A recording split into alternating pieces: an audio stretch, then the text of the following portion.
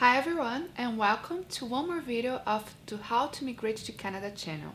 My name is Marilyn Quintana and I'm here today to talk about how to migrate to Canada above 30 years old.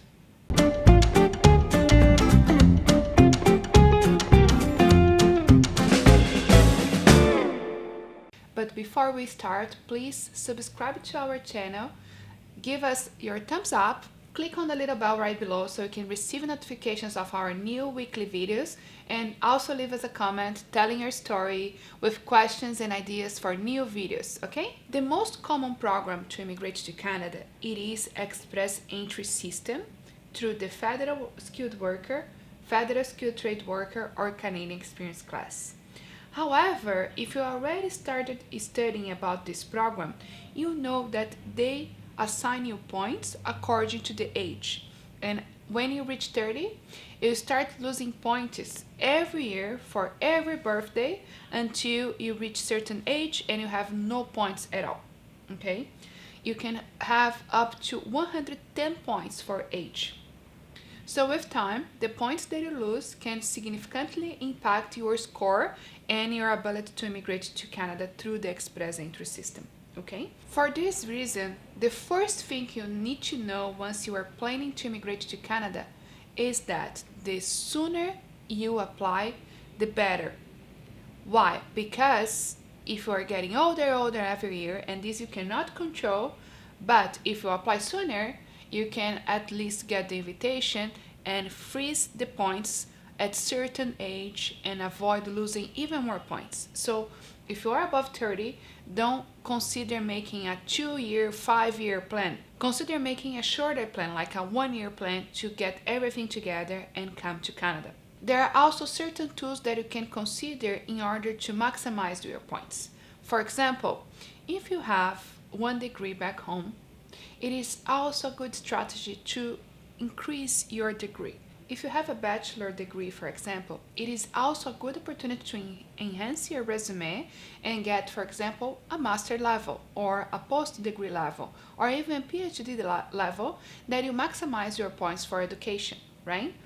Another strategy to consider is to get points for a second language in case you are applying through Express Entry, and if you have already English, for example, you can learn and obtain points for French skills. I do have a client that was able to get in 11 months of studying the intermediate advanced level in French that gave her additional 42 points into Express Entry, meaning that she made her dream come true and she's already in Canada because she worked hard to study French, and in 11 months she was able to obtain the results that she needed.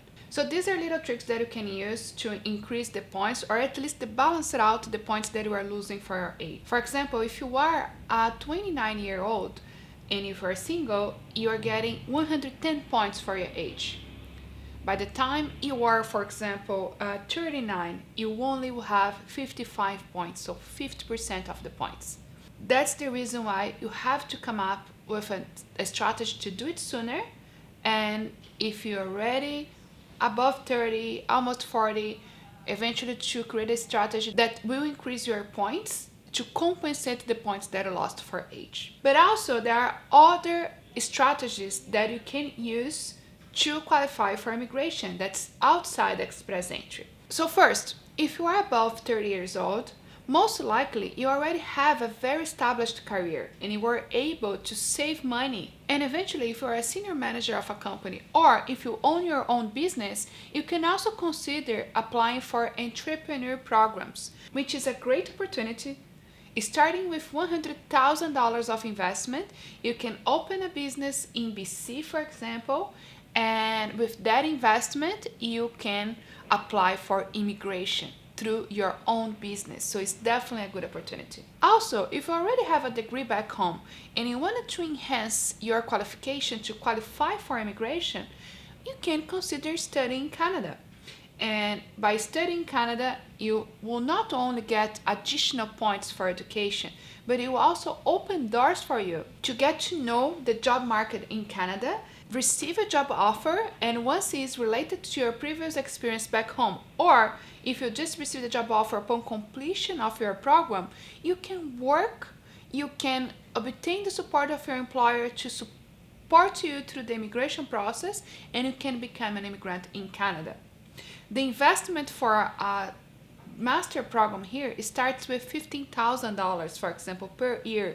So it is reasonable, and it's probably what you would pay if you decided to study in a very good institution back home as well. Of course, I'm not talking about those countries that offer free education, but for those countries that charge for good quality education, pretty much could be a good opportunity for you to, instead of being there, just coming here and then open yourself for opportunities in Canada that not only will bring an amazing experience to live abroad, to learn, improve your English, but also to open doors for immigration. But if you're watching this video and you are still not 35, almost 40, but you still wanted to make sure that you qualify for immigration to Canada, just make sure that you apply as soon as possible. Imagine that the government of Canada has a certain number of people that they can accept every year, okay? Imagine, let's say it's a room full of 50 seats, for example, and they will accept the 50 people that arrive in the room, right? If you are the first one, you have 50 options to decide where to sit. It is open, it is easier for you because you arrived first. You are planning in advance. You are making it possible to have options. If you arrive, I don't know, in the middle, probably 25 seats are already taken. There are 25 less options for you to consider, but you still have opportunity to apply, right? So if you arrive last, or you are going to have one available seat to take to make that happen. So of course it's a knowledge here. We are not considering that the government will select people by coming to a room, but the same logic applies for immigration. When you plan earlier, you avoid a lot of problems, including losing points for your age, okay? So eventually you have a way number of options available to you than a person that's a little bit older. It is the end of the Canadian dream for those people who are over 35 years old. No, it is not, but most likely the options that we have, the challenges that we're going to have to make it happen are going to be different, right? So this video, I hope it is a wake-up call for you to start making your plan. Does not first, to start making your plan right away. Secondly, do not make a long-term plan. Make it happen. Create a strategy for you to execute in 1 or 2 year max, okay? That's the final message for the video. I hope you guys enjoyed. If you like it, please give us a thumbs up, leave your message, your comments. I'm always happy to read about other people Canadian immigration plans. And that's it. Thanks for watching, guys. I'll see you next time.